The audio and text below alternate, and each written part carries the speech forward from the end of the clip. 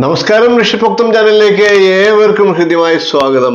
ക്ഷേത്രത്തിലെ പ്രസാദം പക്ഷി മൃഗാദികൾ കഴിക്കുന്നതുകൊണ്ട് എന്തെങ്കിലും ദോഷമുണ്ടോ എന്നുള്ള ചോദ്യങ്ങൾ നിരവധിയായിട്ട് വരുന്നുണ്ട്. അത്തരത്തിൽ ചില ആചാര്യന്മാരുടെ വാക്കുകളെയാണ് ഞാൻ ഇന്ന് നിങ്ങൾക്കായിട്ട് അതിന് മറുപടി എന്നുള്ളതും അറിയിക്കുന്നത്. പക്ഷി മൃഗാദികളെ സംബന്ധിച്ച് അവ ക്ഷേത്രത്തിലെ പ്രസാദം കഴിച്ചുകൊണ്ട് ആ പ്രസാദം ലഭിച്ചയാൾക്ക് എന്തെങ്കിലും ദോഷം വരുമോ? പലരും ഭയത്തോടു കൂടിയാണ് ഈ വിഷയത്തെ കണക്കാക്കുന്നത്.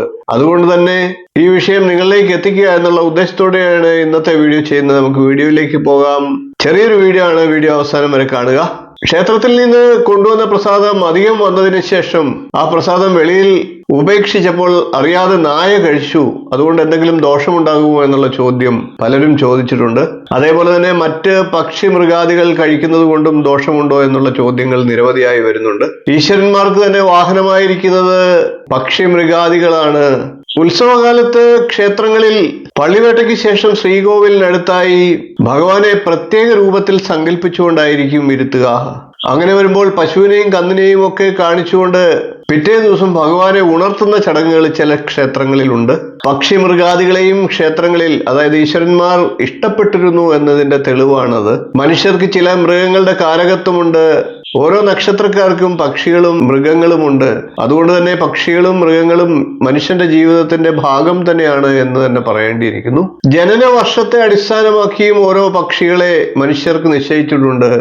മനുഷ്യന് നിയന്ത്രണമില്ലാത്ത ശ്രീകോവിലിൽ പോലും പക്ഷികൾക്കും മൃഗാദികൾക്കും യഥേഷ്ടം കടന്നു ചെല്ലാം എന്നുള്ളതാണ്. തന്ത്രശാസ്ത്ര പ്രകാരം അതൊക്കെ ദോഷമാണെങ്കിൽ പോലും അവയ്ക്ക് അതൊന്നും ബാധകമല്ല. അവയ്ക്ക് ഇഷ്ടമുള്ളപ്പോൾ അവിടെ കടന്നു ചെല്ലാനുള്ള സാഹചര്യങ്ങളും സൗകര്യങ്ങളും ഉണ്ട് എന്നുള്ളതാണ്. പക്ഷി മൃഗാദികളും ഈശ്വരന്റെ സൃഷ്ടികൾ തന്നെയാണ്. അധികം വന്ന് വെറുതെ ഉപേക്ഷിക്കാതെ ആ ഭഗവത് പ്രസാദം പക്ഷികൾക്കോ മൃഗങ്ങൾക്കോ മീനുകൾക്കോ മത്സ്യങ്ങൾക്കോ നൽകുകയാണ് വേണ്ടത്. പാഴാക്കി കളയുന്നതിൽ നല്ലത് പക്ഷികൾക്കോ മൃഗങ്ങൾക്കോ മീനുകൾക്കോ നൽകുന്നത് തന്നെയാണ് ഉത്തമം.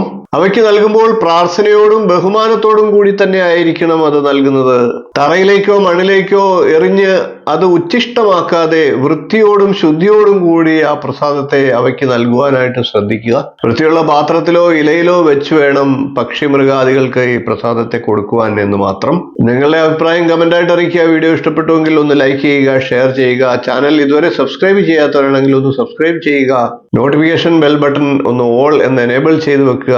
ഇനിയും ഇതുപോലുള്ള നല്ല നല്ല വിഷയങ്ങളുമായി വീണ്ടും നമുക്ക് കാണാം. നന്ദി, നമസ്കാരം, ശുഭദിനം.